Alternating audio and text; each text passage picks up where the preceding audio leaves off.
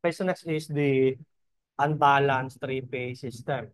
Okay, so paano pa natin masasabi na unbalanced yung ating system?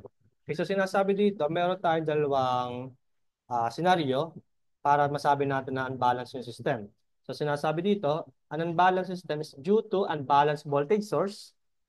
So ibig sabihin, peg daw sa voltage source o kaya unbalanced yung ating load. Okay? So kung unbalanced, maaalin doon sa ating source o kaya doon sa load. So hindi na natin siya direct na mako-compute yung ginagamitan lang natin siya ng same magnitude pero displaced by 120 degree. Di ba? So dito, ang mangyayari para makompute yung parameters na pinapakuha sa atin, kung siya ba is current, power, o voltage is individual natin kukumpitin. Kagaya dito sa ating example dito. Okay? So let's say given tayo ng unbalanced Y-connected load. Okay? So may neutral. So mapapansin natin, para makumpit natin yung line current IA, okay? So we have BAN, so yung voltage natin from one line to neutral divided by the impedance, so ZA. Okay? Then for IB, so we have BBN divided by ZB. And also for IC, so we have BCN over ZC. Okay? So dito, individual na po yung pagkukumpit natin. Okay? So kung sa balance source, yung magiging neutral current natin is zero. So sa unbalance, magkakaroon tayo ng neutral current. Okay? So kapag nag-KCL tayo dito sa node N, okay, so lahat pumasok dito. Kaya magiging neutral current natin will be equal to, so negative, so summation ng tatlong current na pumasok. So IA plus IB plus IC. Okay? So yung neutral current natin for unbalanced system is hindi na siya equal to zero. So mag-equal siya zero kapag balance po yung system natin. Okay? So ayan. So mangyayari, parang phase voltage natin divide by the impedance, yun yung magiging phase current natin. Okay? So yun is kapag sa Y connection, then meron tayong neutral. Ang problema lang kasi is kapag yung ating system is walang neutral. So let's say, given tayo ng Y-connected source, tsaka Y-connected yung ating load. Okay? Kapag walang neutral kasi, hindi natin makakompute yung current directly. Okay? Let's say, ayan, ang balance din yung load natin. So, from this, so para makumpute yung current natin dito, dito, tsaka dito, kailangan natin mag-conduct ng mesh analysis dito. Okay? Kapag wala tayong neutral. Okay? Wala tayong neutral line. Okay? So, automatic, mesh analysis yung gagamitin natin. Okay? So, same concept lang din naman yan sa single phase. Okay? So, yung pag-compute natin sa unbalance. Okay? So, mesh analysis po yung gagamitin natin. Okay? Pero pag may neutral, direct lang. So, yung ating voltage from one line to neutral divided by the impedance. Okay? So, ayan yung magiging concept natin. Okay, so dito, mano-mano na. Okay, individual yung pag-compute ng parameters. Okay, so try tayo example. So, the unbalanced Y load of figure 12.23 has a voltage of 100 volts and the ACB sequence. So, ACB, okay? So, kung may voltage tayo, let's say BAN, okay? So, we have 100 at an angle of 0. So, yung magiging BBN natin dito will be equal to, so 100 at an angle of positive 120. Kasi yung ating sequence is ACB. Okay? Then BCN is equals to 100 at an angle of negative 120. So, yung ating source naman is balance. Ang hindi balance is yung ating load. Okay? So, calculate the line currents and the neutral currents. Okay? So, from this, ito yung voltage natin from one line to neutral. So, ibig sabihin, direct natin makukumpit yung mga currents. Okay? So, para makumpit natin si IA, so we have, so BAN, so divided by ZA. So, we have BAN, so 100 at an angle of 0, divided by ZA, so we have 50. 15. Okay, so we have 100 divided by 15. Okay, so we have 20 over 3 amperes. Okay? So next, so compute naman natin si IB. So IB, so PBN divided by ZB. Okay? So we have 100 at an angle of 120 divided by ZB natin is 10 plus J5.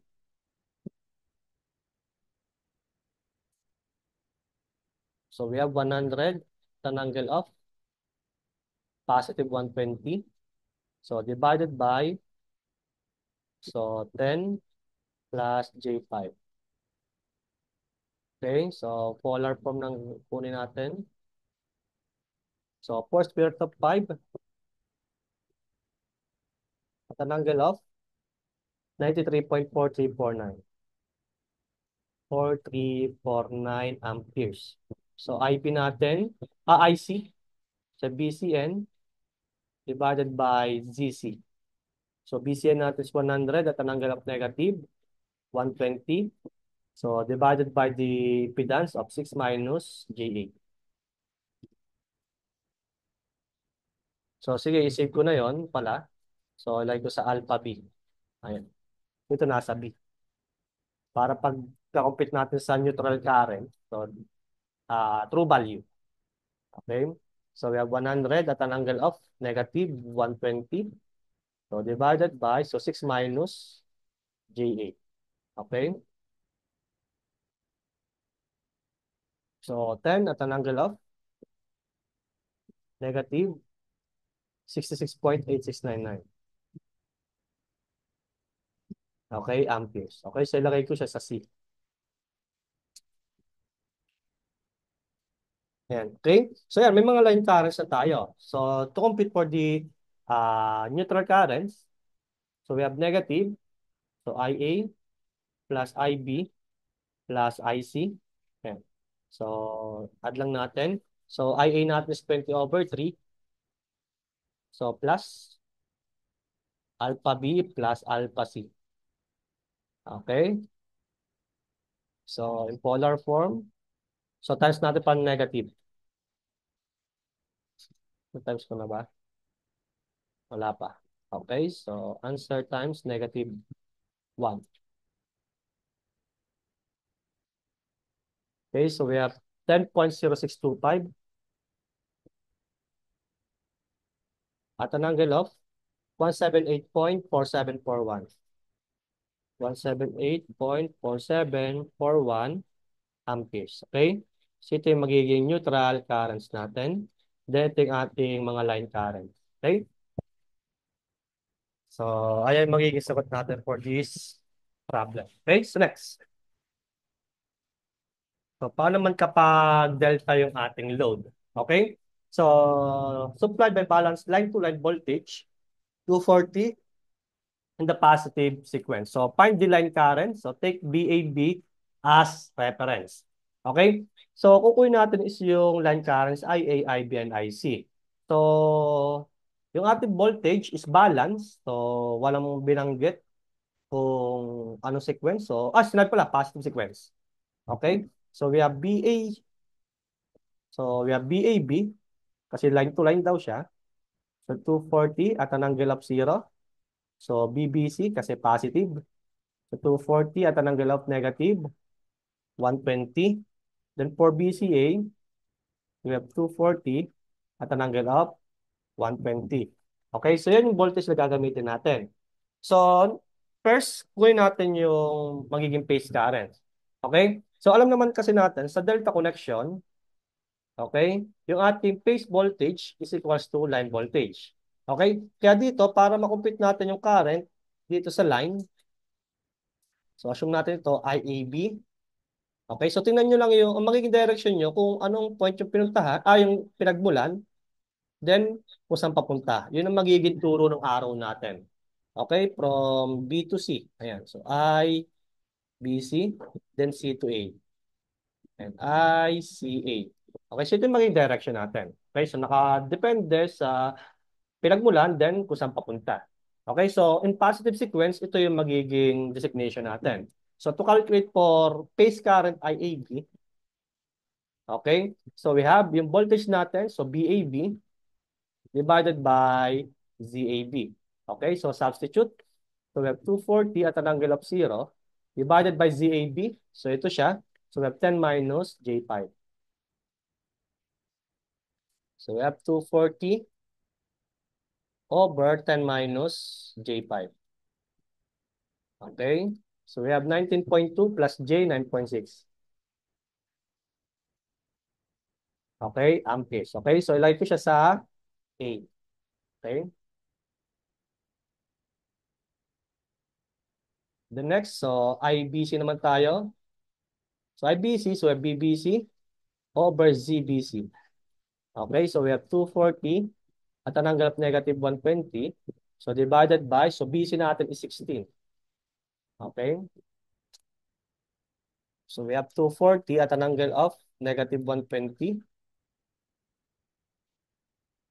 all over so 16. So negative 7.5 minus J, 12.99. Okay, lagay ko siya sa B. Okay, so we have shift control B. Okay, then for C, A. Okay, so we have BCA divided by ZCA.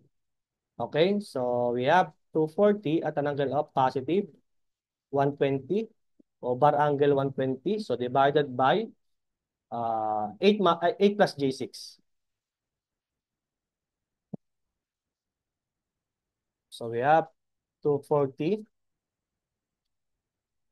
So at an angle of so bar angle 120 all over 8 plus J6. Okay, so 2.8707.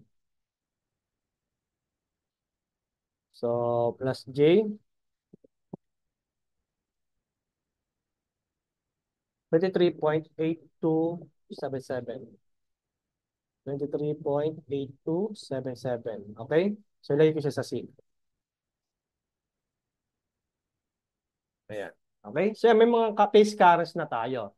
So from this, pinapako sa atin is mga line currents. So hindi na pwede dito yung conversion natin na ginagawa. Di ba? From phase, so times square root of 3. Then yung angle, paplasan natin, maminusan natin ng 30. So dito hindi. So gagawin natin dito para makompute yung line current.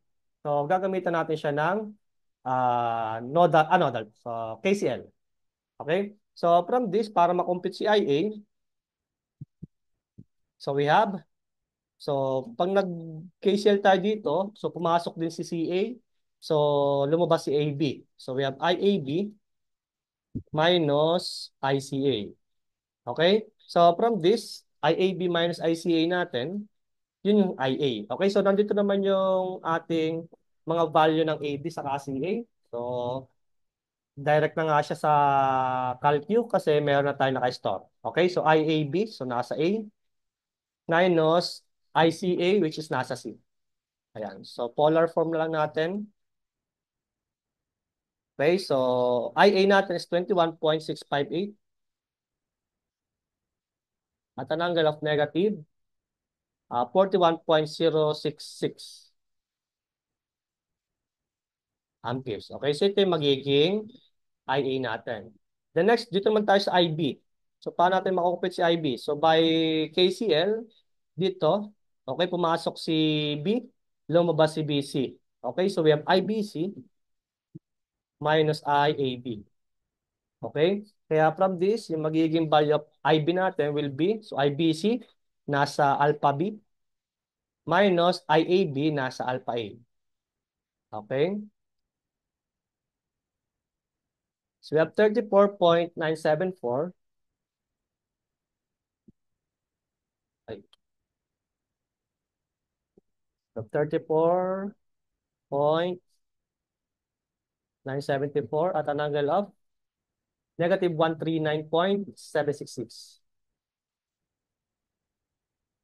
amperes. Okay? So ito yung magiging IB natin.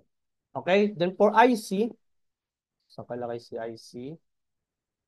Dito na sa, okay, so IC, okay, so ito yon. Okay, so dito sa node na yon, so pumasok si IBC, lumabas si ICA. So IC natin is ICA minus IBC. Okay, kaya maging value of IC natin will be equal to, so ICA nasa C, alpha C, minus IBC nasa alpha B. Okay, so polar form. So we have 38.251 at an angle of 74.629. 74.629 amperes. Okay, so ito naman yung magiging value of IC natin. Okay? So, ayan yung magiging sagot natin for this problem. Okay? So, next. Yan. So, find the line currents in an unbalanced three-phase circuit in figure. So, and the real power absorbed by the load. Okay? So, ayan. So, real power pinapakuha. So, ibig sabihin, ang kailangan lang natin is yung power dito sa 10 ohms. Kasi real power lang siya. Okay? So, pinapakuha din yung mga line currents. So, isa-isay natin. So, naka-delta naman siya. Again, kapag delta, phase voltage equals to line voltage. Okay? So, first, doon muna tayo sa AB. Okay? So, makukupit natin is yung phase current niya. So, IAB. Ito, BC. Then, CA. Okay, so for IAB, okay, so yung voltage natin, so 220 over, so negative J5. Okay, so we have 220 divided by, so negative J5. Okay, so we have J44 amperes. Okay, and IBC. So BC, so tinan nyo lang yung yung orientation kung magiging negative voltage. From B to C, so positive naman tayo, di ba? So ibig sabihin positive pa din yung sign natin. Okay, so we have 220 at an angle of 120, so divided by J10. Okay, so 220 at an angle of 120 divided by 10i. Okay, so polar form tayo. So 22 angle 30. Okay, then for ICA. Okay, so tingnan nyo lang uli yung yung direction, okay, ng ating voltage. Okay, mapapansin naman natin. So, from C to A, positive pa din dadaan. From C to A, so positive pa din, di ba? So, we have 220 at an angle of negative 120. So, divided by, ano yung ating impedance sa CA? So, we have 10 ohms. Okay? So, from this, so we have, so 220 divided by 10, so we have 22 at an angle of negative 120 amperes. Okay? So, yan. So, ito yung mga phase currents. So, pinapako sa atin the line current. So, IA muna tayo. Okay? So, IA is equals to, so same formula yung kanina. So, pumasok si ICA. We have IAB minus ICA. Okay? For IB, so we have, so ito naman si IB. Okay? Then si IC.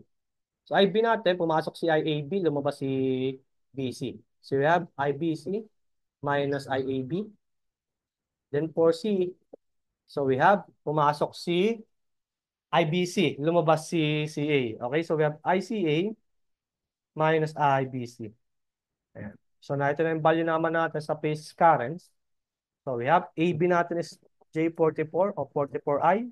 So, minus CA. So, 22 at an angle of negative 120. Okay, so polar form. So, yung magiging IA natin, so we have 64 at an angle of 80.1. Okay? 80.1 amperes. Okay? So, next. So, IB naman natin. So, BC. So, 22 at an angle of 30. So, minus AB. AB natin is J44. Okay? So, we have 38.1 angle negative 60. We have 38.1 at an angle of negative 60 amperes. Okay? Then for C, so we have CA minus BC. Okay, so CA natin is 22 at an angle of negative 120 minus BC. So 22 at an angle of 30.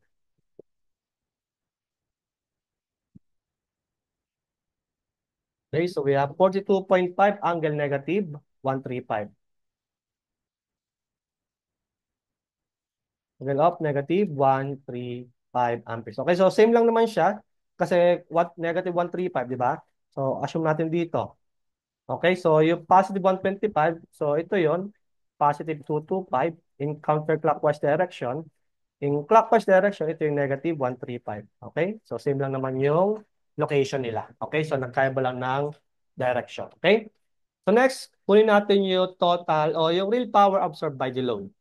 Okay, so ang resistance lang naman natin is yung 10 ohms. So, ibig sabihin, ang kailangan lang nating kunan na current is yung ICA.